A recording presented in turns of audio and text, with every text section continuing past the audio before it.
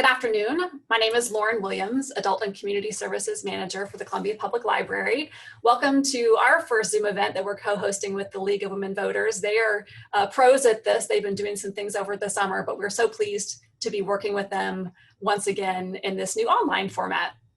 We share a mission with the League to support an informed and engaged community, and we are grateful for this longstanding partnership. Now I will turn things over to Marilyn McLeod, who is President of the League of Women Voters of Columbia-Boone County. Good afternoon, and thank all of you for attending. We are really pleased to be working again with the library on these programs. This is a monthly series of topics that we feel are of interest to the community and to engage and inform our fellow citizens. This is just one of many, and when at the conclusion of the program today, I'll add some information about upcoming events that we will be working together on. Now I'd like to introduce Barbara Hoppy, who will be the moderator for our program today. Thank you, Marilyn. Today's program, Lunch and Learn program, is the Community Bail Fund, Why Bail Keeps Poor People in Jail. And before I introduce Peggy Placer, our guest speakers from Race Matters Friends, I wanted to mention that our next program is Lunch and Learn program is October 13th, Tuesday.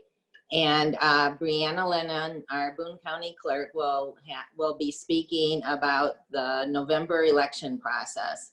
So I hope everyone can join us next month also. With that, I'd like to introduce Peggy Placer, our guest speaker. Peggy has lived in Columbia, Missouri for 30 years, and she came here to teach at the College of Education at MU. She became involved in the League of Women Voters while still at MU and was on the board for several years and ultimately became a board co-president for 2 years. After she retired from MU, she joined Race Matters Friends and worked to promote and implement community-orienting policing. Her interest in the criminal justice system led to her involvement with the Race Matters Friends Bail Fund about 3 years ago. So with that, I want to thank Peggy for being our guest speaker today and give the floor to Peggy. And again, remember that you can put questions into chat, and we may be able to take some burning questions during the program and then certainly at the end of the program. So thank you, Peggy, for being here. Thank you very much. For much of this talk, I will be sharing my screen so that you'll be able to see a PowerPoint. I'm going to start doing that now and hope that it works. And can everybody see that, I hope? All right. Yes, we can see it. Good. I've titled this Race Matters Friends Community Bail Fund, working to transform criminal justice in Boone County, because we do more than just bail people out. And I won't have time to mention much of that, but I hope people will want to know about some of our other activities. Okay, here's an overview. Whoops, wow, whoo, I'm going too fast. An overview of what I'll be talking about. What is bail? What is a bail bond? How does the bail system work? Bail funds, bail reform in Missouri, how our bail fund works, volunteering, and a larger vision of criminal justice at the end, and also how to reach us. What is bail? If you haven't had any contact with the jail system, the court system, not been arrested and taken to the jail, you might not know. Bail is money paid to release a pretrial detainee from jail. a pretrial detainee has not been convicted of anything, only charged. And they've been charged with something when they've been arrested and taken to the jail and detained. A lot of people don't know that 95% of the people in the Boone County Jail are pretrial detainees. That is, they have not been convicted of anything. They haven't even gone to trial yet. They haven't even seen, might not even have a lawyer yet or any of those things. So we prefer the term pretrial detainee. Bail is determined in Boone County. There's a set of a schedule, they call it, of charges from the least serious to the most serious. And most people will be familiar with that the bail for, say, a traffic offense is not going to be as high as the bail for a charge of homicide. So at the first appearance before a judge, the judges may change that preset bail or even waive it based on recommendations of a bail bond investigation by a branch of the courts called the Adult Court Services, or based on recommendations from prosecutors or defense attorneys, or the judge's own decision that the detainee poses no threat to public safety, and it will be okay to release them on their own recognizance, as they call it. People often confuse bail and bond, and they're even used interchangeably in the system, so that I'm not surprised people are confused. We try to be very clear that we're a bail fund, or some people call it cash bail. That is where the detainee or their representative or family member pay the full bail amount that's been set based on the schedule, and we can say the person has been bailed out. The bail is refunded by mail once the case is adjudicated or completed. If the person is convicted, fines, fees, or costs might be deducted from that refund. A bond, on the other hand, is where the defendant relies on a bail bond company to vouch for them in exchange for a percentage of bail, usually 10%. That means the person has bonded out. There are many companies, bail bond companies, who do this.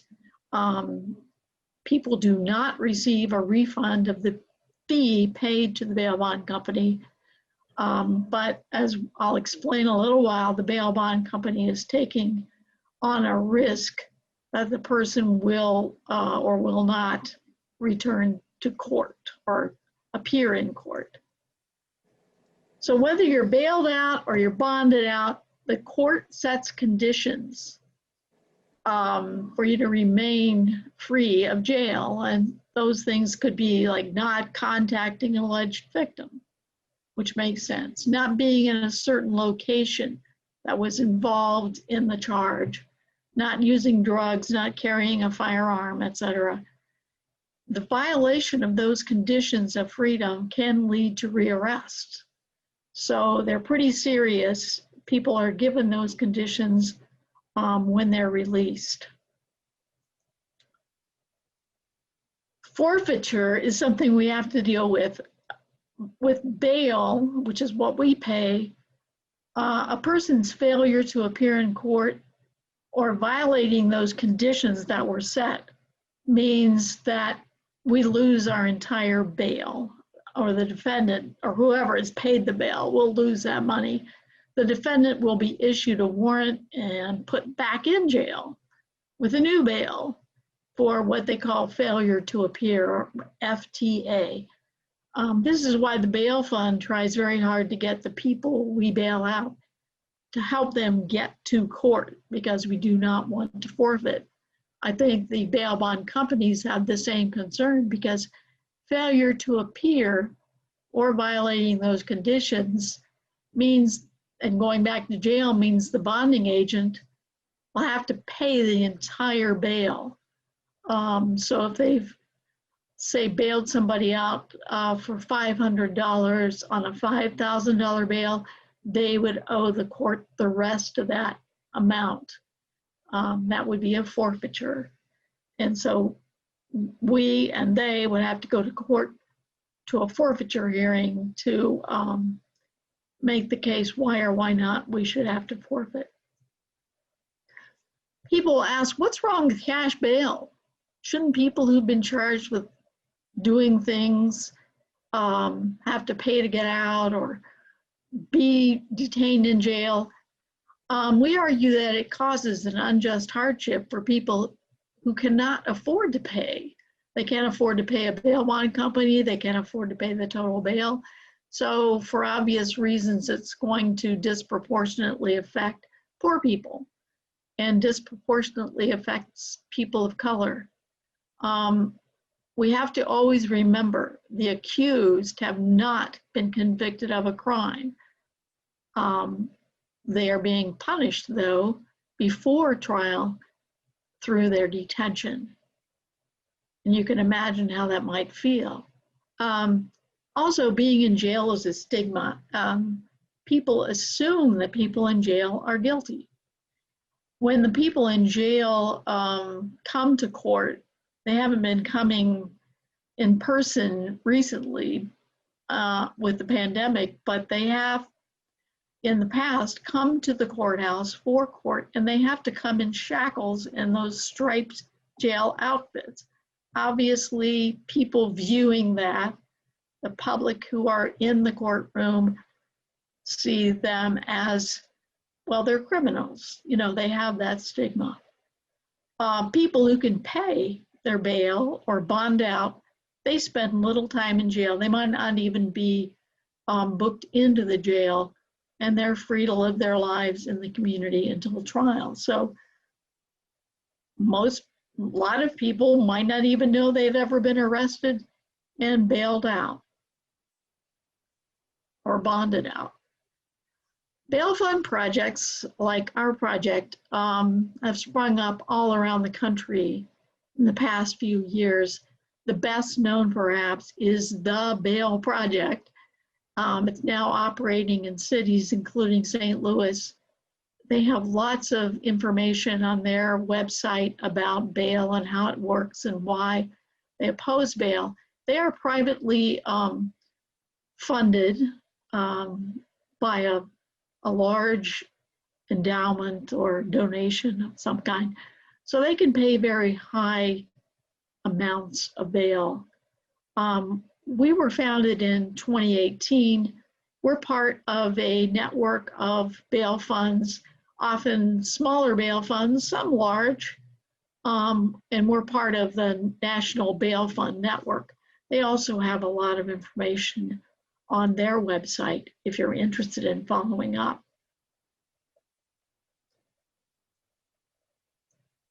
So bail projects, bail funds serve, and they also advocate. We don't want to be considered to be a charity. We also act to advocate for change. We try to de-incarcerate or decarcerate, some people call it, pretrial detainees as a matter of simple justice for people who are poor, who can't afford to get out. We also save tax dollars. A while back, we calculated how many tax dollars we had saved the county by reducing the jail population. We didn't make a huge dent in it, but we did. It added up over the time we've been in operation. And we also do research and develop alternatives or replacements for bail and jail. So we have committees working on that, and that's very important. Bail funds really diverge. I mentioned the Bail Project. They have a lot of funding. The Minnesota Freedom Fund has, in Minneapolis, has a huge amount of funding. We are on the small side. We're one of the smaller ones in the country. Criteria, based on that low budget that we have, we can only pay low bails. and we limit ourselves to Boone County residents because our donors are local. We want to help local people. And then staffing. Some big bail funds have staff and offices to handle some of their administrative things. We're all volunteers, so a retired person like me can take time to do some of that work. But we also have volunteers who work and they do meetings and research and bailing people out at the end of a work day. I want to mention bail reform in Missouri because a lot of people might have heard, or at least last year when it happened, they might have heard if their ears were perked up by this. 2019, the Missouri Supreme Court ordered some changes to the bail system. They were aware of some of the inequities. They issued a Supreme Court order that would affect all courts in the state, and also law enforcement, that they wanted law enforcement to give summons, like a ticket, for minor charges, rather than taking people to jail. So you get a ticket. On that ticket or summons, it says, here's your court date. You should appear on this court date. So that was supposed to unclog the jails because those people would just be free until their court date, go in, and there wouldn't be any need to bail them out. In fact, one of the Supreme Court justices told us there won't be any need for bail funds once this goes into effect. Well, that really didn't happen. They also ordered local judges to release people who did not pose a risk to the community, a danger to the community, to release them on their own recognizance if possible. So there were other provisions, but those were the big ones. And this was supposed to reduce the jail populations and bail bonds, because obviously if people were released by judges for free, there was no need to pay the bail, or if they had never been taken to jail in the first place. It has not made a huge difference, at least in the Boone County jail population. And the reason why that is we had a change in the people we bailed out. Many of the people we now are bailing out they got that summons and they failed to appear for the date on the summons. They didn't realize that not appearing on that date would land them back in jail. So we often bail people out who have failed to appear, and we have to give them a pretty firm message that this is your next court date, please do appear. There are various reasons why somebody wouldn't appear. In the pandemic period especially, sometimes people have to go to work. They don't want to take off work to go to court, or their children are at home, not in school, or some other reason, or they've prioritized other things.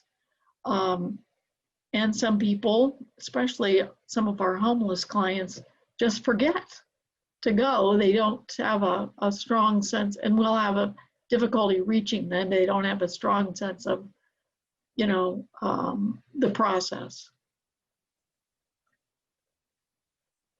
So I can answer more questions in the chat about that if you want to. That court order was a long document. So how we work day to day, detainees call us from the jail. We have a web-based phone line that different volunteers can sign into. We decide, once we've got the information about the person in the jail, if they fit our criteria. And our criteria are $2,000 total bail. That is not very high. That's our upper limit. So these are going to be almost entirely misdemeanors, are lower level charges.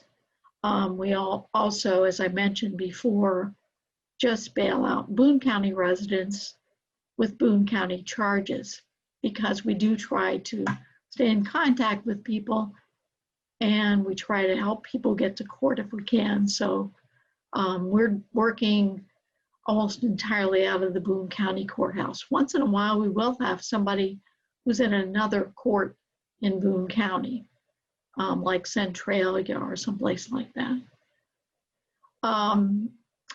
If we decide, hey, this person really fits our criteria, we round up a volunteer who's going to be the bailout volunteer.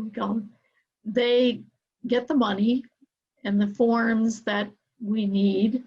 And lately, masks, go to the jail and pay the bail and offer the person a ride once they come out. We get their contact information and we ask them to assign the bail to us. We have a form they sign saying, once my case is entire, well, it doesn't say it that informally, but once it's in legalese, but once the case is completed, the bail refund will go to the bail fund. So we do have an incentive to stay in touch and remind people of court dates so that we don't forfeit our bail money. So people ask, how is this sustainable? And that is a great question. We thought it would be easier than it is when we first started. Once a trial is concluded, the bail is partially refunded to us. But if our client has been convicted, fines and fees that they owed will be deducted from the refund. We've even had someone whose past due taxes were deducted from the bail refund, which we had not noticed. But the government, once that money is on account, does have the legal right to use that for those payments. So we thought we would get most of the money back and then it would revolve. We were called a revolving bail fund, but it doesn't happen that quickly. We still have a client that we bailed out last April. I'm not talking about April 2020. I'm talking about April 2019, whose case is still not completed. So we have not received a refund for that person. If some people fail to appear, we forfeit. So we do lose funds. People leave town once they're out. And so we do forfeit. And we need a constant flow of donations and have to explain to people who donate, it isn't, we're going to have to keep asking for donations because of the losses that we take in the system. We also have to emphasize the volunteer nature of our work. We are all volunteer. Volunteers answer the phones, they go to the jail, they follow up, make follow-up phone calls or emails, or try to find people on Facebook. All our volunteers receive training, and we have people on hand to answer questions if they encounter any problems.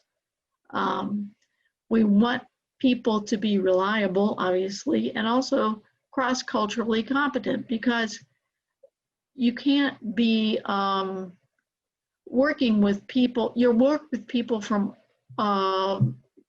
who are poor, maybe without shelter, maybe of a different race or cultural background than yourself, and you need to be comfortable with that.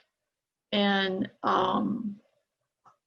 dare I say, even loving about that. And I mean that seriously, to greet somebody as a person equal to yourself when you do meet them, and try to engage them as a person. Our volunteers, though, if they don't want to get involved in this bail project or bail process, they also work on other projects. We have people working on fundraising, which is tough right now because everything's online. We used to have events, but haven't done any events for a while. We are doing a data analysis of data from the jail to see what's going on there, who's brought in, for what's the level of bail, that kind of thing. And we have a committee working on alternatives to cash bail, which is very important. So volunteers don't have to get involved in the everyday nitty-gritty of, that's a very outdated slang, nitty-gritty, but they don't have to get involved in that. The bigger picture, we don't want to be just perpetuating ourselves, because bail is part of our current criminal justice system. And we could just adapt ourselves to that and bail people out in perpetuity. But we also want to have a different kind of society that is also would be safer for everyone in the community. We know that community safety, studies of communities that have higher levels of community safety are often those that have more social services, more educational opportunities, job opportunities, safe housing, safe neighborhoods. So it's in our interest to work toward that day, that long-term picture. So the way we connected up with our work is that we have a critique of the criminal justice system and how it disproportionately affects people of color at all phases, from arrest, even the traffic stops are disproportionate. The other kinds of charges people face.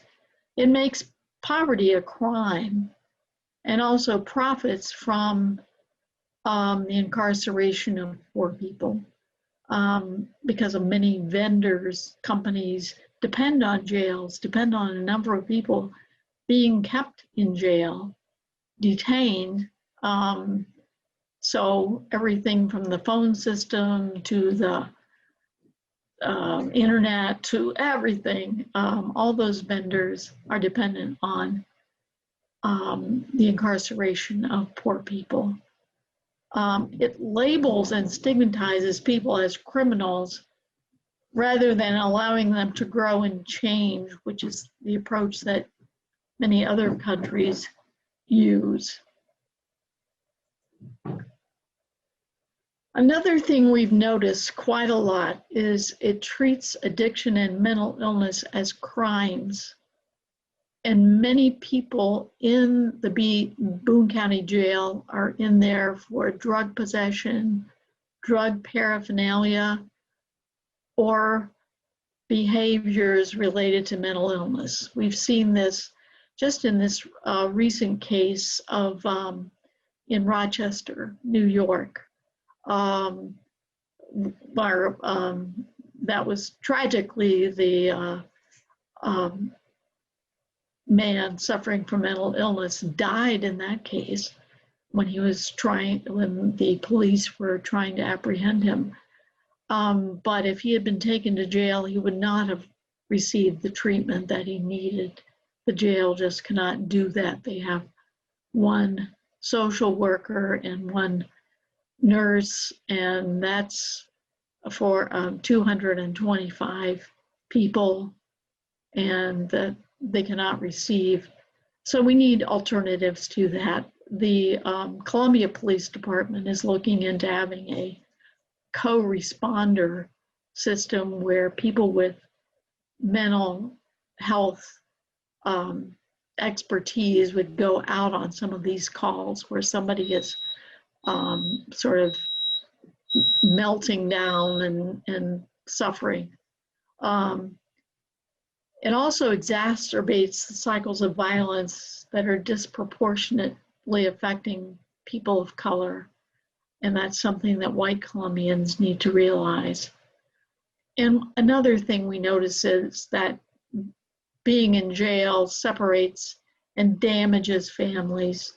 Somebody might, while they're in jail, lose their job, even have their children taken into custody, lose their housing. All kinds of things can happen while somebody's in jail. That's why we want to get people out and into some kind of alternatives. Just paying the bail for somebody, for instance, who is without shelter or who has addiction or a mental illness, and then they're back out there. Our volunteers, we have a vested interest in wanting there to be places for those folks to go. And we run up against the limitations on our current system, because just setting people free sounds like a great idea, but they're not free from the things that often put them into the jail. So when we're dreaming about what the world we'd like to have, we are thinking, what if we made incarceration the exception and release the default? And I think that's somewhat what the Missouri Supreme Court had in mind, that incarceration would be for people who pose a danger. We've tried to make the case that failure to appear in court, which will get somebody reincarcerated, does not pose a danger to the public. But the courts can't think of, well, what else are we going to do if somebody fails to appear? They have trouble thinking, what else could we do? But it does not really pose, somebody who's failed to go to court is not really inherently a dangerous person. We could end cash bail, as other countries have done, and as some states have done, to at least some extent. What if we worked on some of the roots of racism, poverty, homelessness, lack of mental health services, and transformed our community? What if we supported restorative rather than punitive practices? Restorative meaning, what could people do to restore the situation where maybe they have done damage to another person or to property or something like that, stolen something. What if we supported families? Right now, if a family, for instance, is in public housing, and this is actually this is not a knock on our local housing authority, but it's actually a federal policy. If one person, like an 18-year-old in that family, were arrested for a drug offense, the entire family could be put out. So other children in that family could be put out of those facilities. And of course, we know the difficulty of obtaining a job if you have to report that you have an offense on your record. What if we taught children alternatives to violence? And what if we taught about anti-racism and empathy with people who are poor instead of judgment? What if we provided that mental health, substance abuse, and other services that people need to get on their feet? Some of our clients are looking for jobs, and we found out recently working with one of them that they needed a state ID, their social security card, things that in the process of being unsheltered, they have lost track of. And so trying to get all that stuff together, the process of getting a state ID, we finally found out how that works. It wasn't as hard as we thought, but those are the things that people need to get back on their feet, or in their feet in the first place. And what if we built a sustainable economy with affordable housing and a living wage? Those are the things we dream about, and that would put us out of business, and we hope that it happens. I'm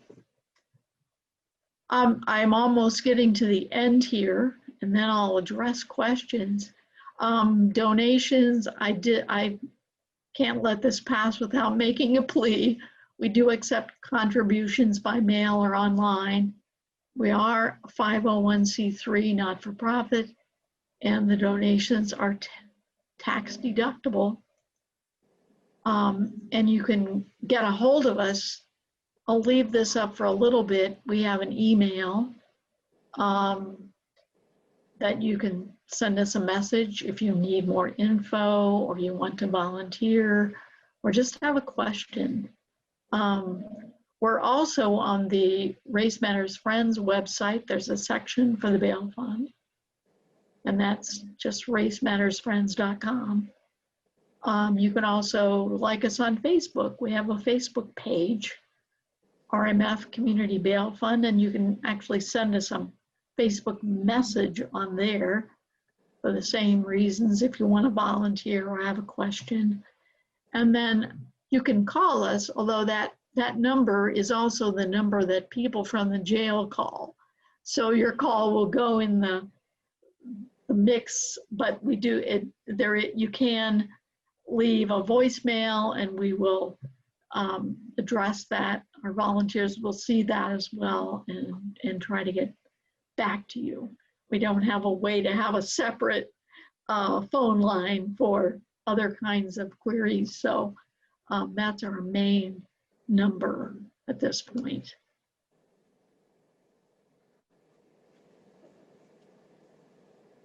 So I believe that's the end. Yes, it is. Thank you so much, Peggy. So I will stop sharing, and then we can address questions. Thank you so much, Peggy. That was very informative. You actually addressed the first question early on about the new Missouri Supreme Court rule and how that affected and didn't affect the bail bond. The second question that came up was, what are the biggest barriers to expanding the capacity of Race Matters Friends community, well, the whole organization, and for the Community Bail Fund, so it can do what it would like to do in the community? Well, we operate on two sources of energy. One is money and one is people. So we always do need donations. We will watch for us on Como Gives in December. We are part of Como Gives, and we try to do fairly well with that. But even if we had $1 million, if we didn't have our wonderful volunteers to answer the phones and go to the jail and do some of this research, I think we're a long way from. Somebody sent me a Facebook message, can you hire a staff? I mean, no. At this point, we have about $24,000 in the bank. So, and if a lot of $2,000 bails came in, that wouldn't last very long. So we're not in a position at this point to pay anybody to work. And we have very low overhead, obviously. You know, we buy stationery or cards, thank you cards, very, very small expenses outside of the bail. So that In those relation, are the things we need.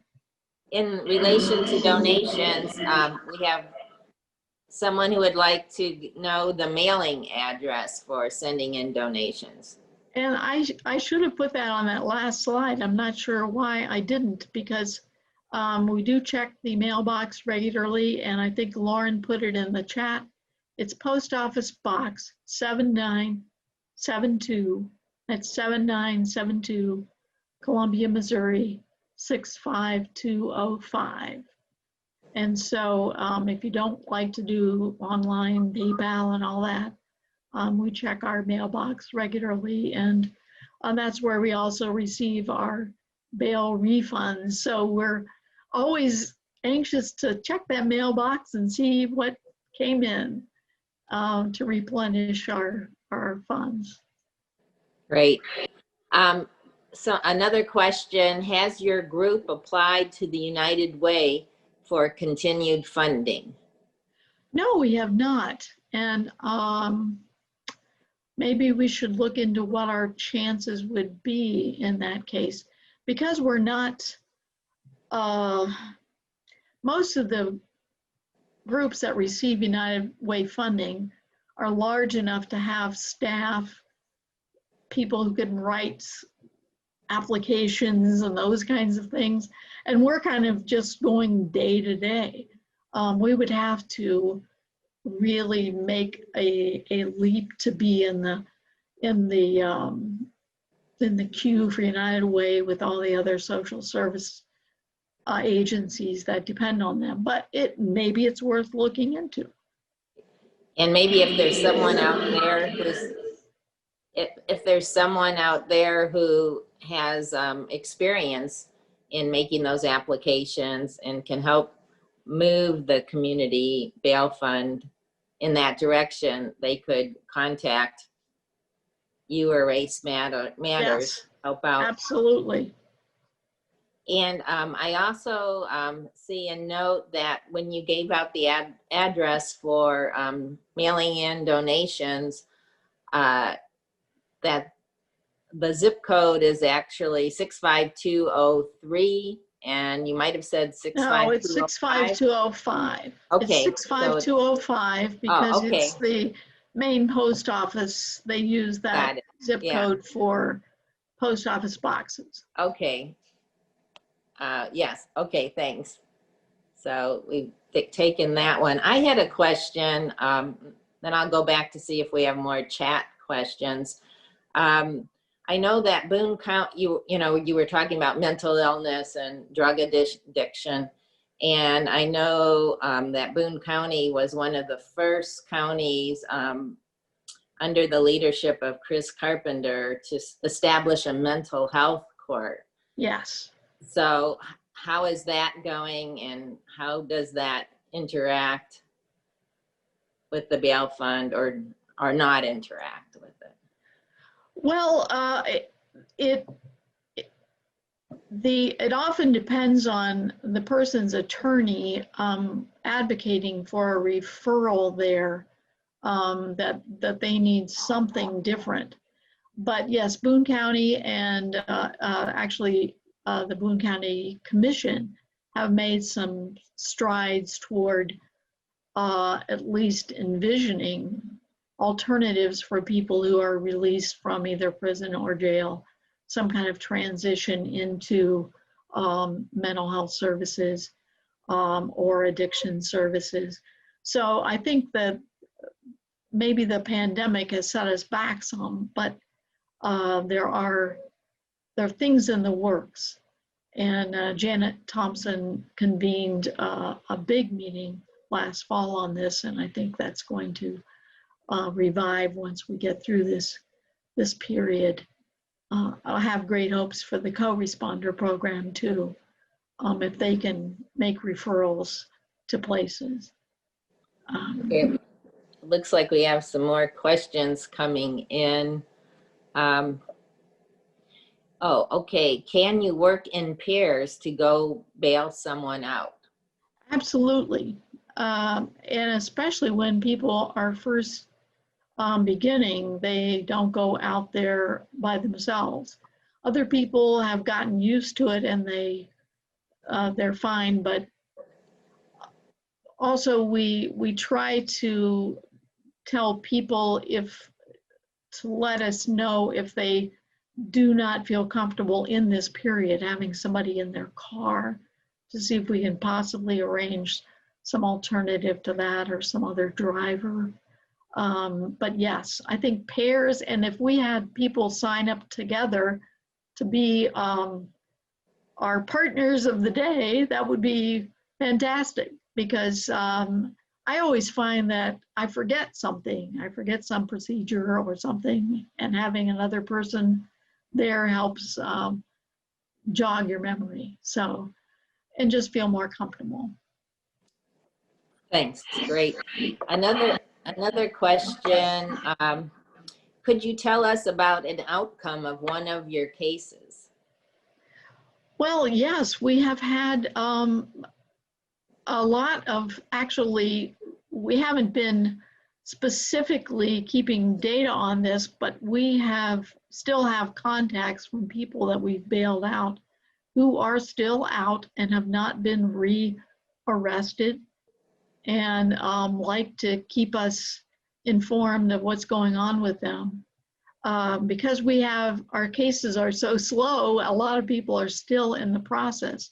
But knowing they have sometimes they just call our number and say, I just want to let you know what's going on with me. I'm back at work, or I found a department, or something like that, because they know somebody has been interested.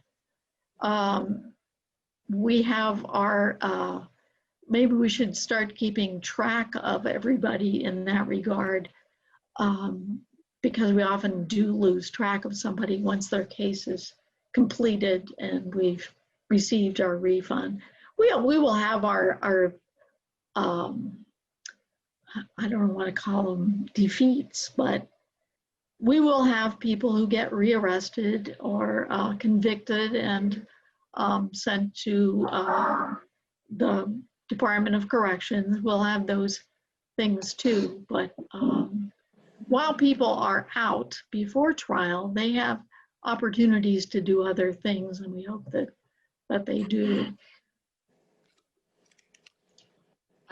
So following up on that question, another question we have is, do you keep statistics regarding outcomes? For example, what proportion of people you bail out do or do not appear for their court date? What proportion of cases are resolved within 6 months? How many people are able to retain their jobs and or children due to your work?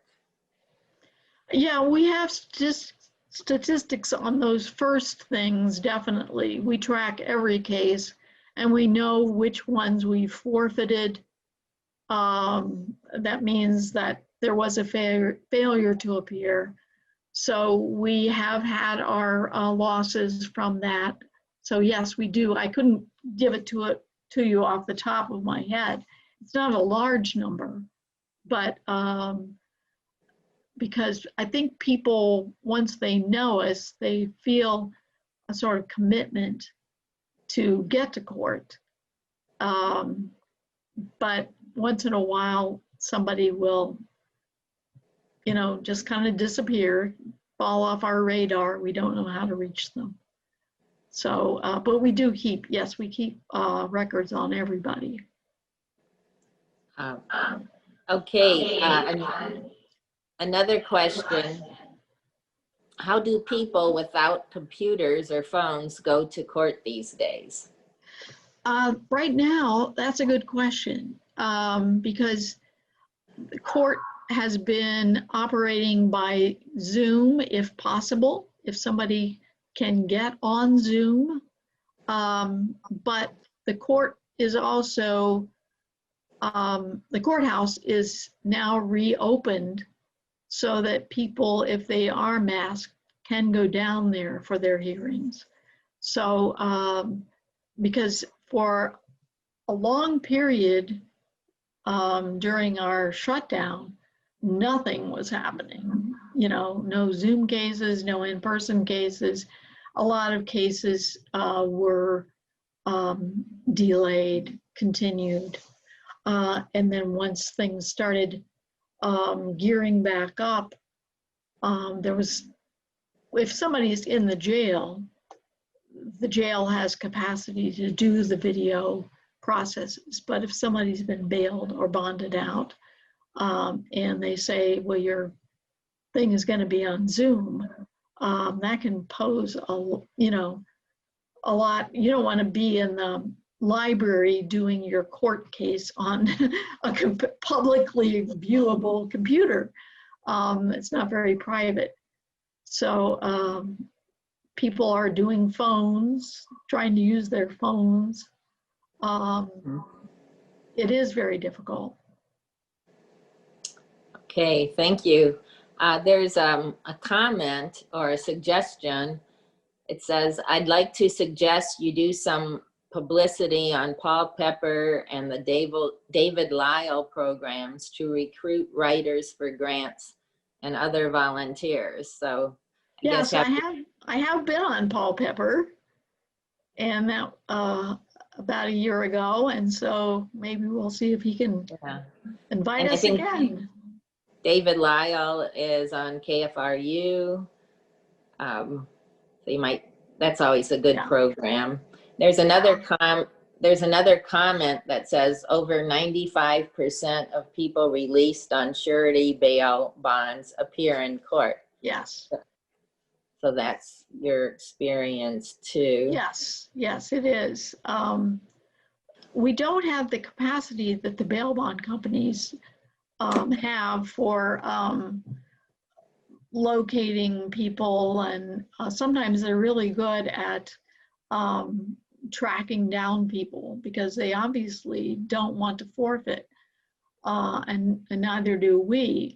We have gone, a friend of mine and I have gone to the extent of going to somebody's house or somebody's mother's house we felt like we were, we didn't want to get into being Dog the Bounty Hunter or something like that. But we did go out and, try to locate somebody. We don't try to do that much, but we do make every attempt to find a way to contact somebody. Facebook's pretty good. We've found people on Facebook. So we will do the best we can. But yes, we find that it's the minority who fail to appear. And probably that's the bail bond company.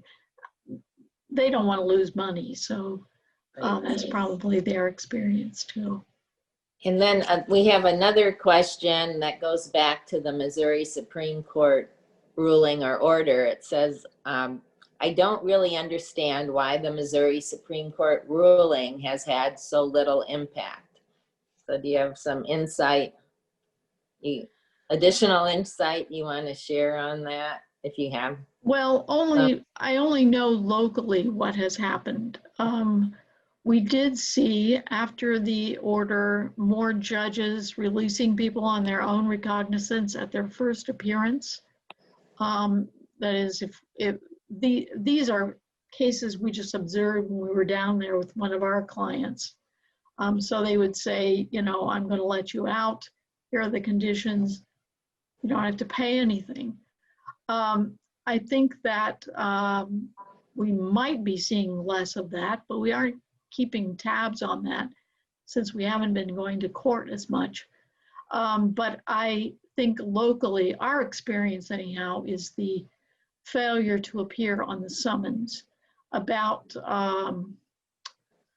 we are looking at the jail data, and quite a large percentage of people are in there on FTA or failure to appear. That is, they're for their first maybe they got a summons in the first place, then they, or maybe they were bonded out,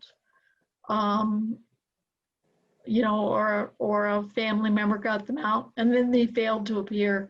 So there are a lot of people in the jail just based on that, that the court might have let them out on their own recognizance and given them conditions, and they failed to follow the judge's order on those conditions. So we've tried to learn all the codes that appear so we know why somebody is back in jail. Okay. I think we have, we have a couple more questions, but I think we only have time for maybe one more. And I know Marilyn McLeod wants to inform people about important coming up events. So the last one, I guess it's, they're really only comments. They're not questions. One is, I've heard that people may have to wait online for hours for their hearing and have missed their hearing by going to sleep. It might make it easier for folks if sessions were shorter with a more specific time. You know, have any comment on that? That is a huge problem, both online and in the court itself. I mean, when the court was in full operation, because the court times are set, say there'll be 40 people and their court time is set at 1:30 on Wednesday. They all show up at 1:30, but they might not have their name called until 3:30. So they might be sitting there, and we have, if I'm down there with one of our folks, I can kind of make sure they don't fall asleep, but because it is kind of tedious. But we have seen people removed from the courtroom if they've fallen asleep, or, you know, told, you know, wake up or you're not going to be heard today. So it is a concern. They don't know exactly when somebody's going to be called. So they just set an initial time, and then first they take the people in the jail on video, so that can take a while. And then they start with the people who have attorneys, either public defenders or private attorneys. So they get to go next because the attorneys don't want to hang around all afternoon. So last will be the people who don't have a public defender or an attorney, and those are often our people that have waited all that time for their name to be called. I don't know the way around it, but it is a problem. Oh, okay, thank you. Well, our time is ended. Thank you so much for sharing all that information, and I want to remind people to contact racemattersfriends.com to donate or to volunteer. And I also want to mention, I've seen people on Facebook do birthday fundraisers. I know I've donated to some for Race Matters, so that's another way that people can help contribute to the Community Bail Fund. And with that, thank you, Peggy Placer. I want to give the floor to Marilyn McLeod, the League of Women Voters President, for a few announcements. Okay, thank you so much. Thank you, Peggy. That was excellent. And thank you, Barbara. That was excellent. Learned a lot. Great questions, too.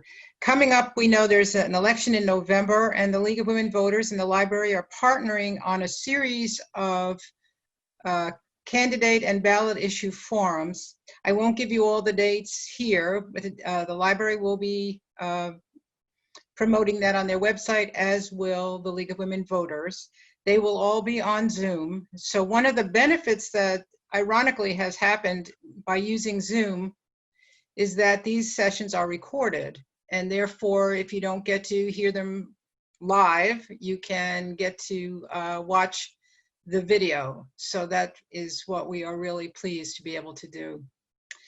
So at that, I thank you all for attending. We had nice attendance here today, and thank you to the library for your assistance and sponsorship.